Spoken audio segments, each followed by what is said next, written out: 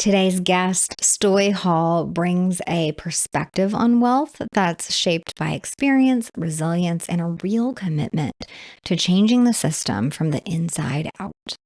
He grew up with financial scarcity, racial barriers, and zero access to the kind of money conversations that build generational security. So he built a career dedicated to fixing that. Stoy is a CFP, the CEO and founder of Black Mammoth, and the creator of the No BS Wealth brand, where he uses podcasting and video to deliver real financial education to the people who need it most. His shows reach different audiences at their biggest pain points with a mission to serve first and let business happen naturally. If you've ever wondered how to build trust, expand your reach, and generate leads for your business while leading with service, Stoy's approach is going to shift the way you think about podcasting for business. Listen all the way to the end. This one is powerful. You're listening to Podcasting for Financial Professionals, the show where smart advisors, planners, CPAs, and money experts learn how to use podcasting as their most powerful marketing tool. I'm Virginia Elder, podcast strategist and founder of Podcast Abundance. Since 2019, I've helped financial professionals stop wasting time on random marketing tactics and instead build a podcast that increases authority, expands reach, and consistently drives leads. Before we jump in, I've got something that will change the way you think about your podcast.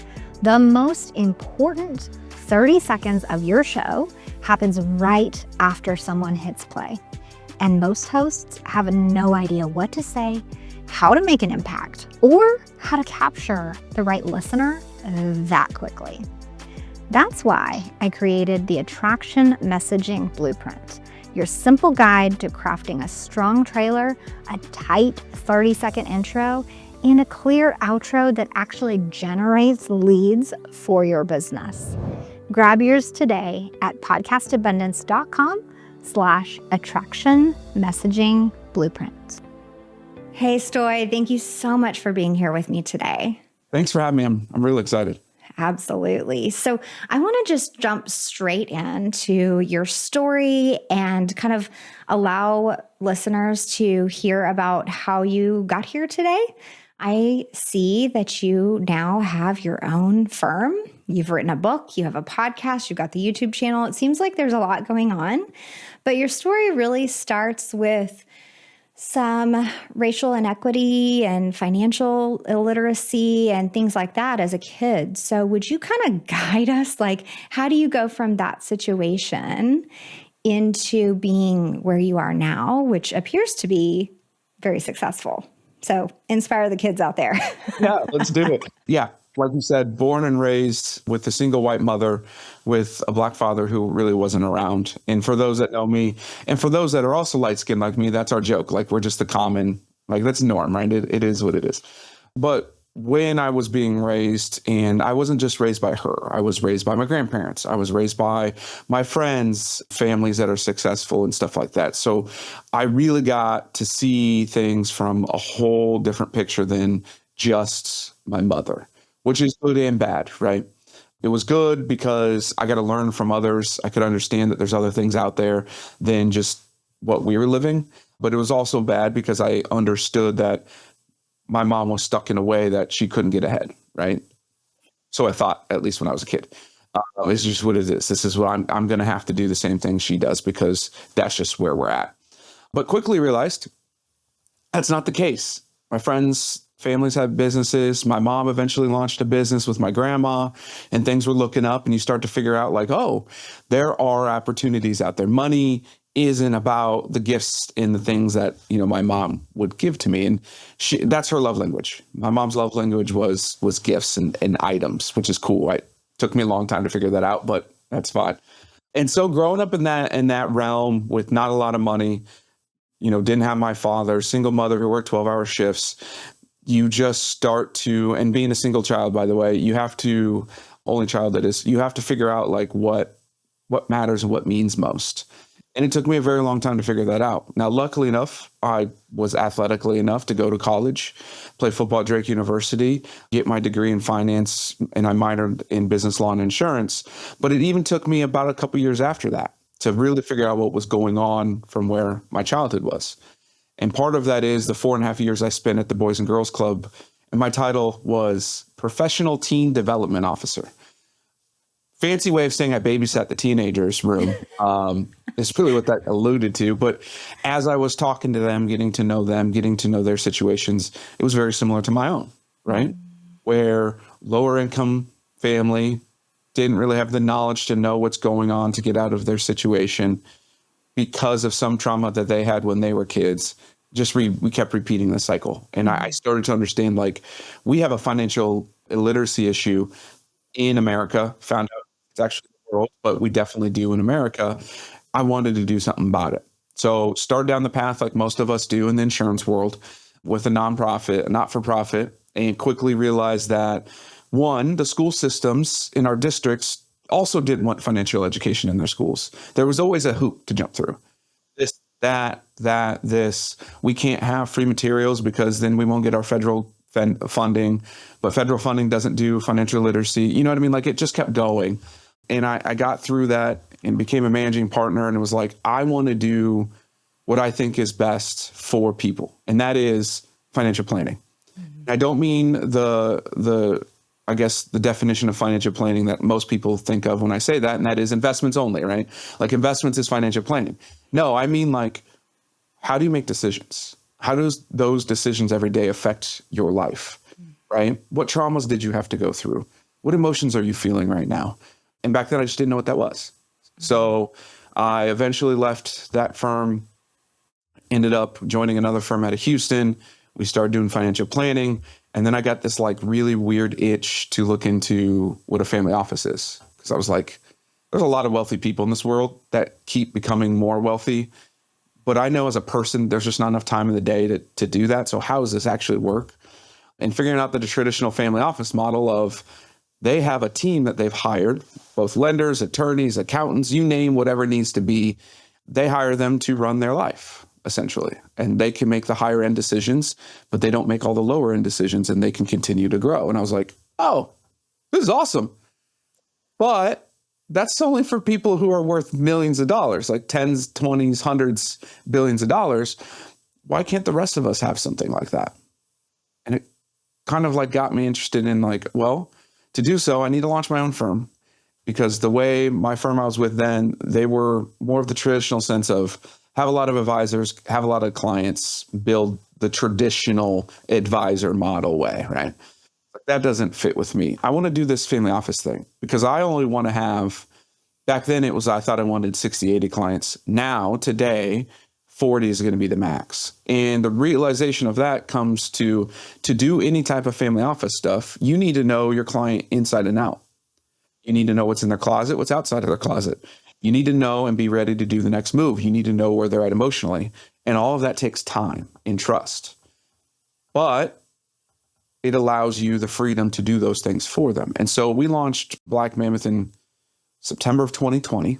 So we're over 5 years now, around the modern family office concept of doing all those things, but we whittled it down to business owners. And we work with minority, women, and LGBTQ business owners around the family office model. Now, not everyone needs everything that the wealthy do, but they need certain services at certain times, and that's what we can provide them.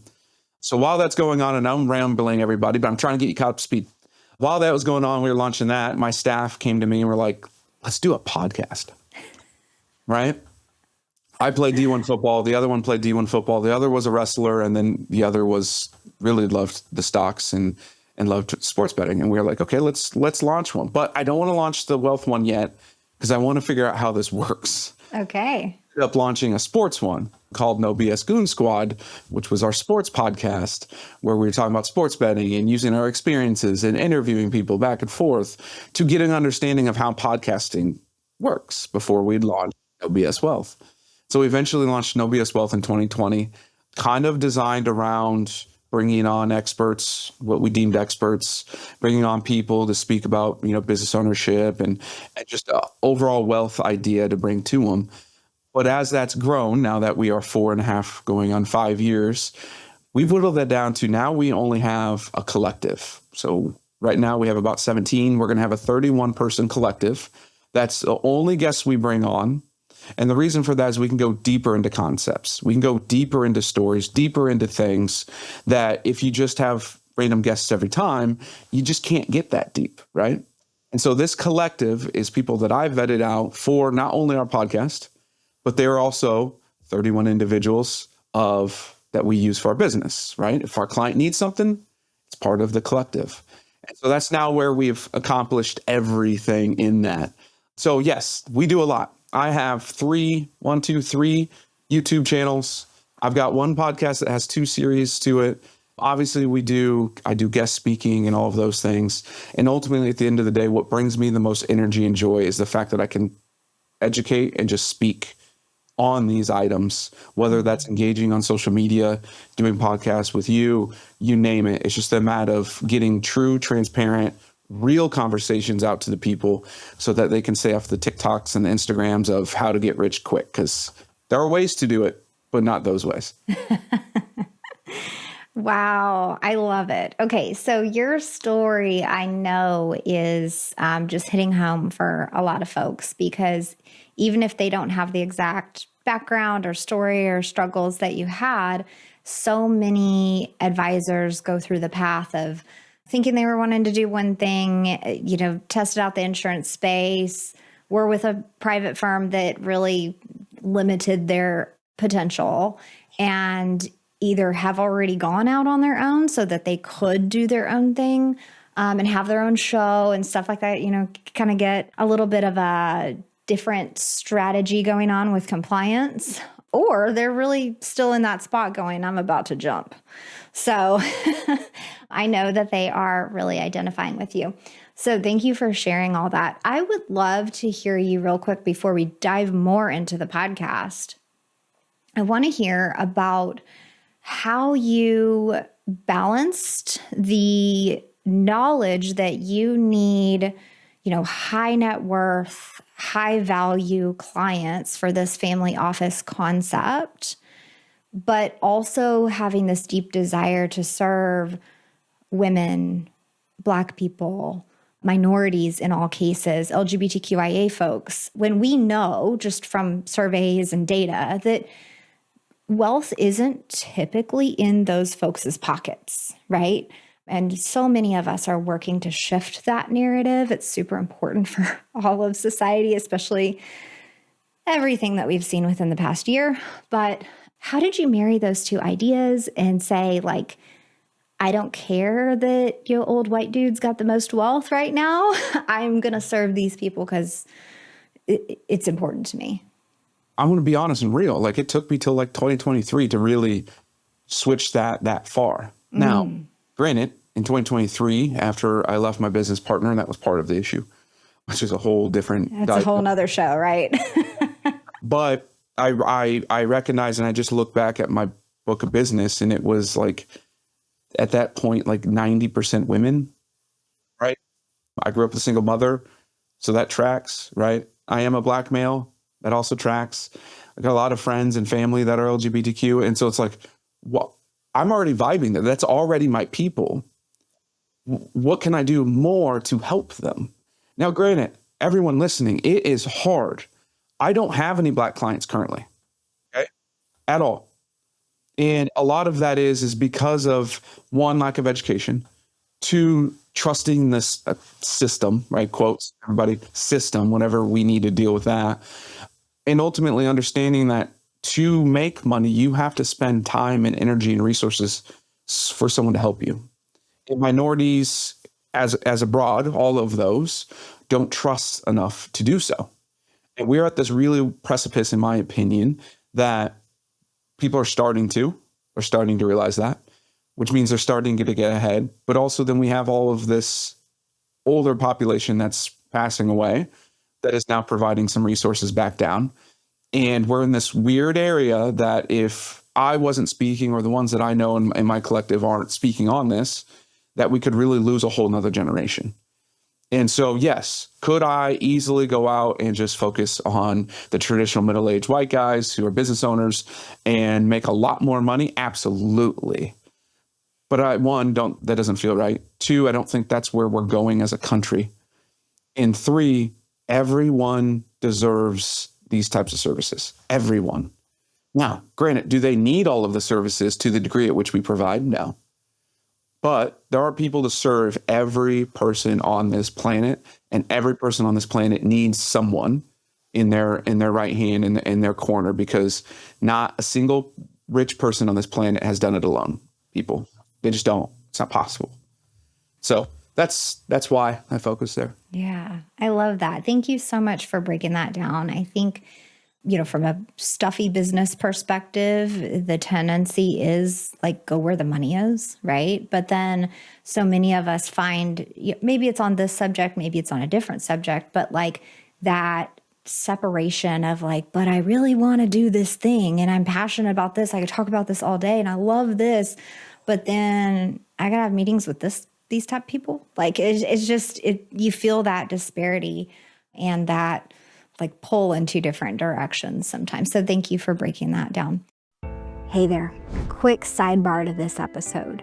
Most business owners jump into podcasting with a concept and maybe even a guest list, but zero plan or comfort with what they're going to say during their intro, outro, or trailer. And these are the most important segments for your podcast because they either hook your ideal listener or lose them fast.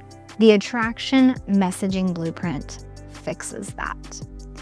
Inside, you'll learn the 4 key components for writing a memorable intro, a snappy outro, and a powerful trailer episode. You get examples, space to draft and refine your scripts, and a final checklist so you don't miss a thing. If you want your podcast to stand out and actually generate leads for your business, this is where your strategy starts. Download it for free today at podcastabundance.com/attraction-messaging-blueprint. Okay, let's get into the podcast stuff. So the folks listening, I told you before we started recording, they're all financial pros, some shape or form, whether they do business money or personal money, and they either have a show or want to have a show. And so tell me more about what happened and what the thought process was when the team's like, let's do a podcast. And I love how y'all tested it out with like a sports show and just figured it out that way, and then launched one like for the business specifically. But were they like, oh, this is a great business tool, this is a great way to like practice the way you speak? Like, what was the benefit? Like, how did they sell you on starting a podcast? Yeah. I had always talked about it. I had always talked about speaking more. I had not really listened to podcasts really back then much at all. And they were like, 1, you have a great voice, you love speaking, and the way we can get to in front of more people is going to be doing a podcast. I was like, yeah, but like, I don't want to be in front of a camera. I don't really like, it's tough for me to relate. I feed off of other people's energy, all of the excuses I could think of. At that point though, I didn't have what a lot of you have, and that's compliance issues, because I was my own compliance officer. So like, I didn't have that issue, which is a whole nother layer of things that we can get into down the road. But they were just like, you already speak to it. You already love speaking. People love to hear you. Why not do it to a bigger audience? I was like, well, I don't know. Didn't think about it. And so then it kind of just developed into that. And a lot of people, I get the question, and I want to allude to what you talked about, is like, is it for business? No, ours is No BS Wealth, is not the same entity as Black Mammoth, my firm. It's not designed to be a way for us to get clients directly. Like, it's indirect. Our purpose is bringing content to educate our population, to them to reach out to get help so that they're not alone in their situation, in their life. That's our purpose. It is not designed for me to get on there and speak and speak and speak and drive people to our funnel to get clients. That's different, right? And that purpose for us mattered the most and is why it brings us so much energy. And it isn't as draining, and it's hard work, but it's about that. And we know the longevity of our messaging will always be there, and it's not designed that way. So they kind of pushed me into it because they know I love to speak. And ultimately, at the end of the day, they were right. I just needed to get on board and just do it. I love that. Okay, so I typically am playing in the sandbox where we are designing a podcast that directly translates into business. And it might take somebody, 50 episodes to really hear that first phone call of like, I found you on a podcast. I'm ready to do business, right? And even then you're like, wait, what? This actually worked? Like for a while in the beginning, it feels like, there's some suspicion going on that this actually works. But I want to hear more about this kind of indirect strategy and the plan on how you decided about this collective group. I love this community idea of like, here's 30 something of us and we are all serving and we all do different things. We're taking turns doing, episodes with each other and really building this like financial literacy piece of access is really what it is. So talk to me more about that. So cool. Yeah. Well, the indirect versus direct, for me, I've never been a direct salesman. I've never, that hasn't been part of who I am. My thing is, if I vibe well with you, I provide enough value for you, then you'll become a client, right? Ultimately, at the end of the day, because of the relationship. So I wanted to create something that was still that way. Do I get clients from it? Absolutely. Do my other part of our collective get clients from podcasts? Absolutely. And do we have CTAs and stuff like that? Duh, of course. But our purpose isn't that, right? We're letting that happen organically because we just want to focus on building a relationship with you, listeners, whomever's watching, right? And then when you are ready, because we can't push you to do something, when you're ready, we're going to be top of mind because you've been listening or you wrote something down or you read a book of one of ours or whatever it may be, then you come back. So now I know some are like, that's direct selling. Like that's a direct podcast for business. I'm like, but it's not because it doesn't even have our logo on it, right? It has no BS Wealth. It's its own entity because I want it to stand by itself because I want it to be there no matter if business is around or not. It just indirectly then brings us clients, which it should, right? Anything you do indirectly is going to bring something to you. They're going to Google you. They're going to do something indirectly. But how we got to the collective, again, we're going on year 5. I don't know how many episodes we're in, 104. Yeah, there are nearly 200 videos on your one YouTube channel that I found. So, we're deep, right? We're deep. Yeah. And I really focused on having a guest a week because we do 52. Well, we do more than 52 episodes. I'll get into our series as I get down this, but the original design was to have one guest a week. Okay. That's our original design. And we themed each month, we themed each quarter so we could bring on certain guests to provide a certain thing to our audience, right? Business owners, CPAs, advisors, marketing, attorneys, the plethora of things around there. And last year it clicked to me when I had some really, really awesome ones that came on. And when I got done interviewing them, I felt like I didn't have time to go deeper, right? Our episodes are 30 to 45 minutes. I mean, yeah, I could have went longer and then did a part 2, which is fine. But I wasn't able to go deeper. I was missing something. And it was the longevity of having the same people on in order to go deeper, to provide more insight on specific items, where if we're doing one episode, it's really tough. Like this one, for example, there's a lot of things we're going to be talking about that I'm sure you as the host are like, oh, we could do this, we could go here, but I need to stay in movement of this episode. And it just dawned on me that one, we need to do that. Who are we going to do it with? Well, who do we bring in for our clients for business anyway? Mm-hmm. Who are the ones, my colleagues, that are doing really amazing things with their own podcasts, books, businesses? Well, those are the people I'll talk to anyway. Mm-hmm. So why? Oh, yeah, let's just do a collective. Let's all get together. Let's build more of relationships. We have our our inner circle, if you will, of where we can go back and forth with certain things. We all have different expertises, or even the 7, I think, of them that are advisors, we all hit upon a different type of client. So if one comes to me that doesn't fit me, I have 6 that I'm jumping on a call with and saying, hey, Virginia's badass, but she doesn't fit our style. So if she fits you, let's go do this thing, right? We're able to do so within our collective. And as it grows, again, we just switched it as of August, so it's not like it's been super long. As it grows, we're able to take on more of those informations and go deeper and deeper and deeper, right? That's what the baseline of our collective does. Now, do we have other series? Yes. We have a 12 Days of Giving series. So 12 days go up to Christmas Eve. It's an episode a day. It's about a 15 to 20 minute episode that I bring on my collective, and we go through a client story. Right? We go dive deep into that client's story. So when you're sitting around Christmas time, holidays, you can go, oh, that's me, or I know someone like that, just so you can understand what the type of clients we work with, but also that you're not alone. I also have another series called Let's Get Real, LGR, which has its own podcast or its own YouTube. And that one is just a one-on-one with me going off on what's going on, right? I think the last one I just did was about coaches. I posed a question out to social media about coaches versus financial planners, but also why don't you hire me as a financial planner, and getting all this feedback. And I went off on that. I've gone off on the politics of things. I've gone off on whatever.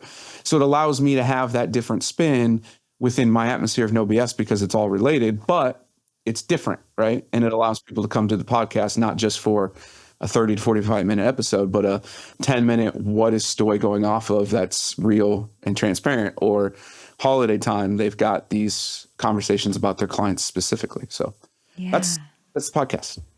Very cool. Very cool. Okay. So I can only assume that in time, of course, you have created these various series and, playlists and this podcast, that podcast, because I think to the initial planner that's thinking about launching a podcast, they're just trying to figure out how to work one into their schedule. Yeah. But this is indicative of the journey, right? Like once you start, you're like, oh, I see how this is a complete train of thought of its own. Kind of like you were mentioning in these episodes. You've totally mentioned like 14 things that I could just do a single episode about, right? But that's the thing. The fear to get started is so palpable and can hold you back for literally years. Like I have an email from someone this morning saying I've wanted to launch a podcast for years and I've been sitting on it. And then they're asking me questions about webinars and things like that. I get those emails all the time.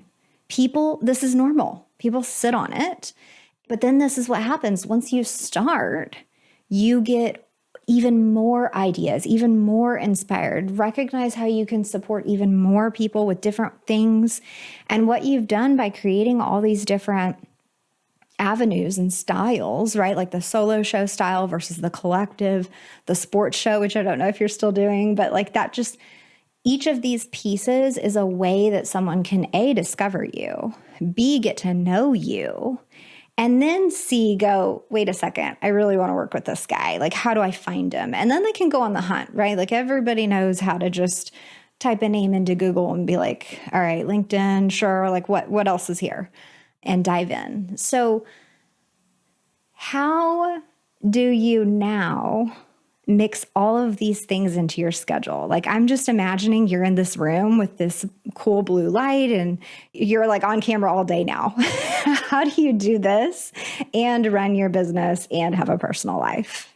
Yeah, that was tough, right? As we do so much. And it sounds more than I don't want to say that way. It does sound more than it actually is, right? Because I only record typically if I'm not guesting. All of our content stuff's Mondays and Fridays. Right, that's it. Tuesday, Wednesday, Thursday are purely client stuff, or if I have a spot, I'll guest do a spot. Otherwise, that's when I do content, and we usually batch a lot of that. So for example, for the 12 Days of Giving, we start recording that in September. We have everything done by Thanksgiving. It goes live on December 12th, right? So like we try to get them in those windows. I think we already have middle of January done for No BS Wealth. Like we just do so many on those days and we are so far ahead. The only one that's like more time consuming and live, and I've even taken a break. Like I think My Let's Get Real, the last one I did was episode 25, and that was back in like July, August. I just released another one because I coach flag and tackle football and basketball. And so I didn't have the energy anymore to do those. And those are more weekly. Those are usually derived from what's going on in the markets or what's going on day to day or geopolitical mess, right? So I needed those to be more, those had to be more fresh. Well, if I'm not there and I can't emotionally have the energy to do it, I'm not going to do it, right? Because one, I can't do it, but two, it's going to come off different than the message I want to portray. But it also, I care a lot about my boys and I'm going to go coach them. So if that means a 2-month hiatus on one of them, so be it. If that means we miss a week on one of them, that's fine. I know that everyone wants to be consistent and not miss, and they end up getting anxiety of always having it come out and it always being perfect. And it doesn't need to be that way because you need to be real. We're real people. People need to know that you're real people. I don't like professional podcasts. I really don't, because it's fake. It's usually all scripted and it's perfect.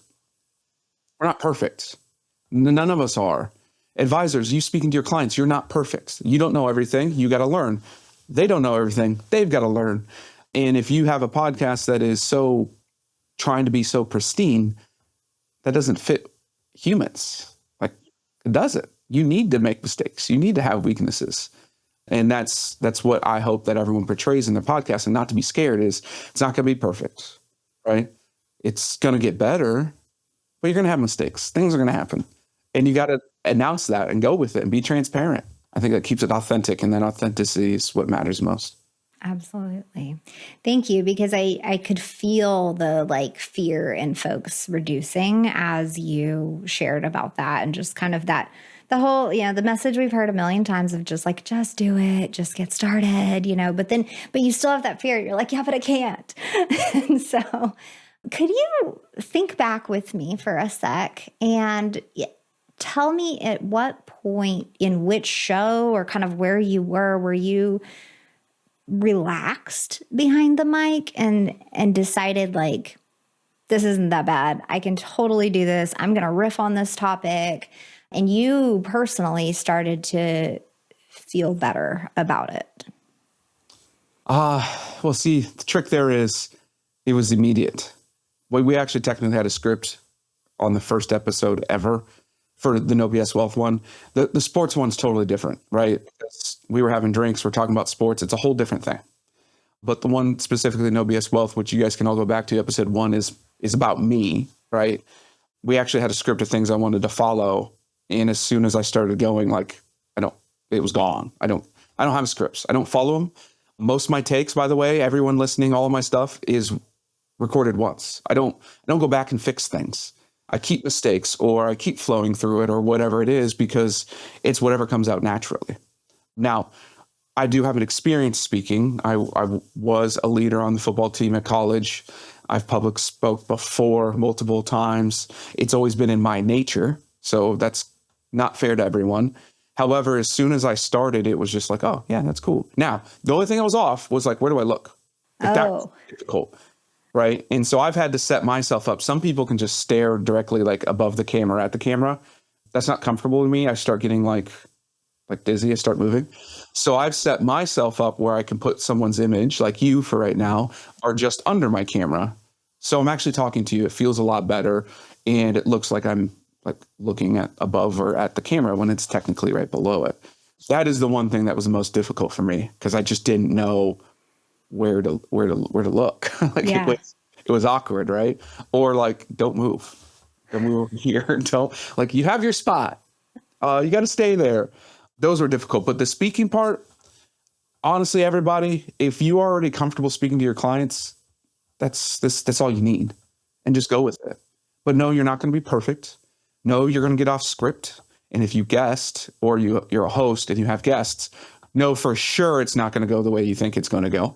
Try to hone them in, but it's going to go off kilter. You're going to go down rabbit holes. And that's what makes it truly authentic and fun to do. Yeah, absolutely.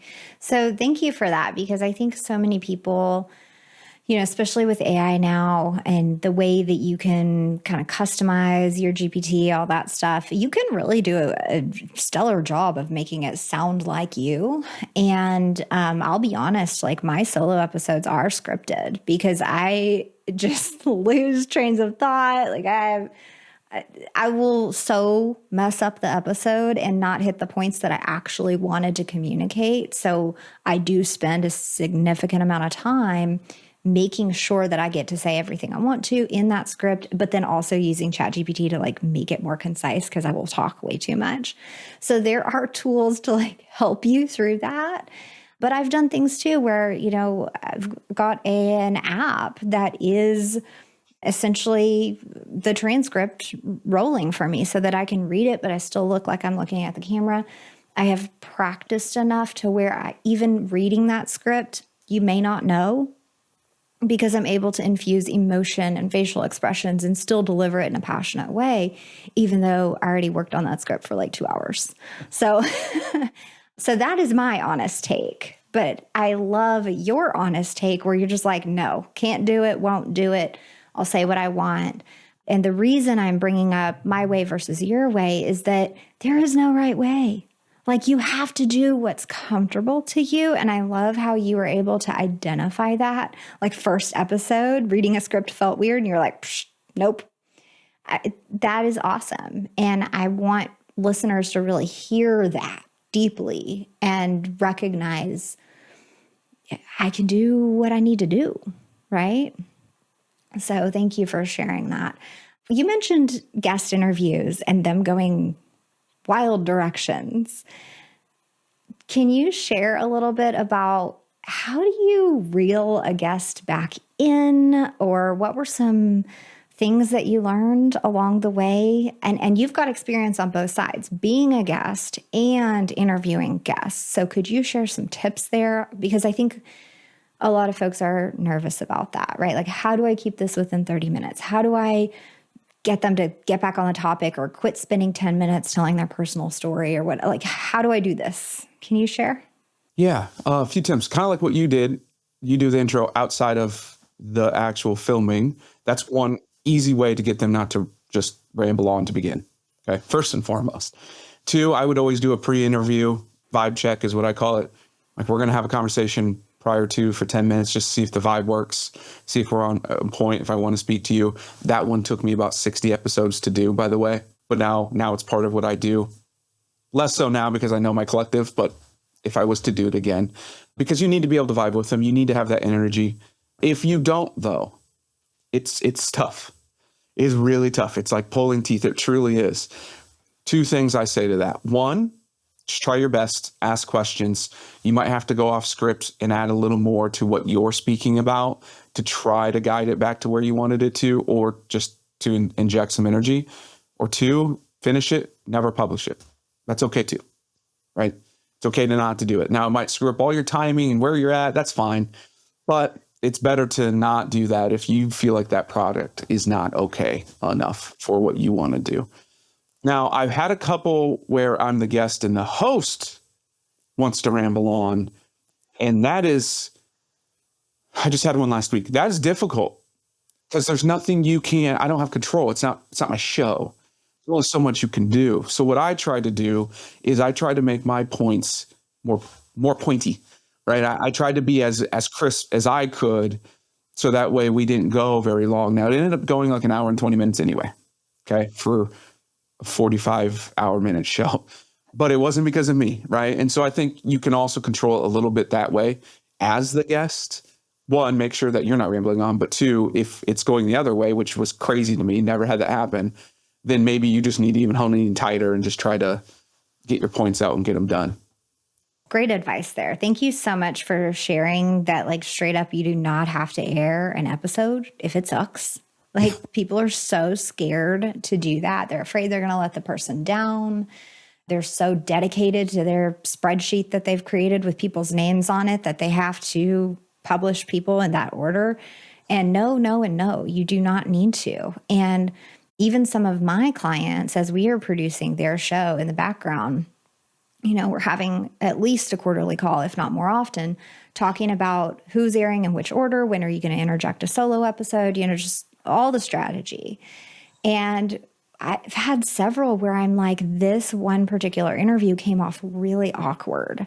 What do you want us to do? Do you want us to edit out that section and try to make it like that question answer portion never happened? I know that their answer doesn't align with your values. Like, what do you want us to do with that? And in a couple cases, we have chosen not to air an episode and or do a complete re-recording if the host has that time, is willing to, whatever. So 100%, like, make your show what you want it to be. If it sucks, don't air that episode. Thank you for that advice. Bro. I hate being the only person saying stuff like that. So I love it when a guest can come on and like support me.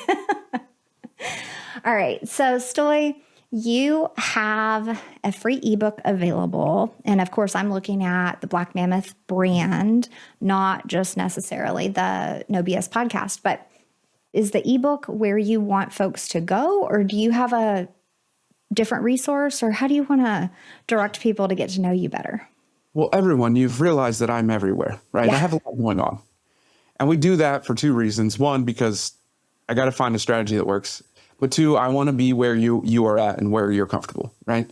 So yeah, you go to the ebook, you can download the ebook, How to Get Rich Quick, a guide for minority and women business owners. Spoiler, it's not about exactly getting rich in the way you think it is. But if you want to go to social medias, we're on every social media except for Reddit.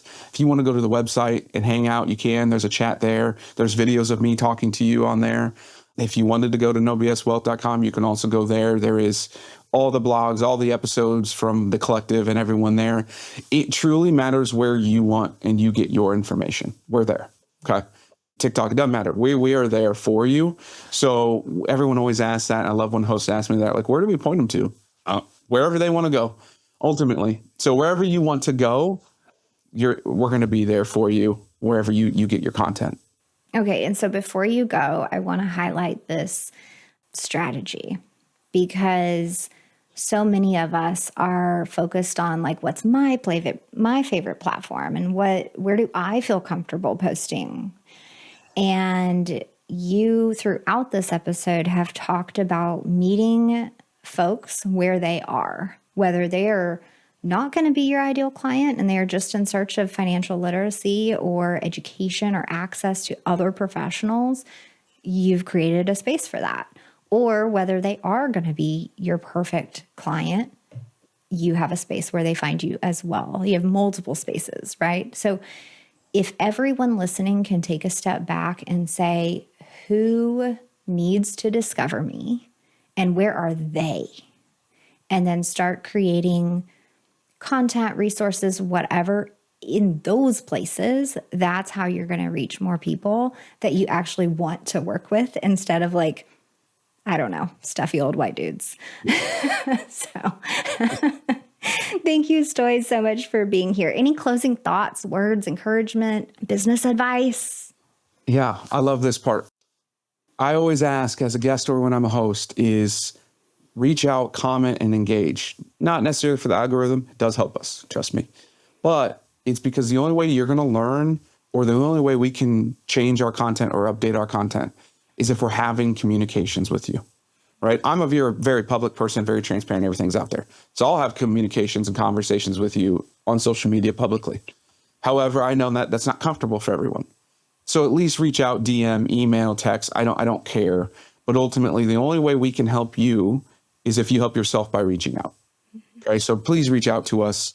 We'll be there. We'll be able to comment. We'll be able to help as if in any which way we can. But that's my only ask anytime I'm ever guesting, is just comment, engage with us, please, so we can provide better content and we can help you or help someone that you're wanting help with. Yeah. Thank you so much. Thank you. Thanks for spending your time with me today on Podcasting for Financial Professionals. If you walked away with one idea that helps you get more visible, increase your authority, or turn your podcast into a real lead generating machine, then your time was worth it.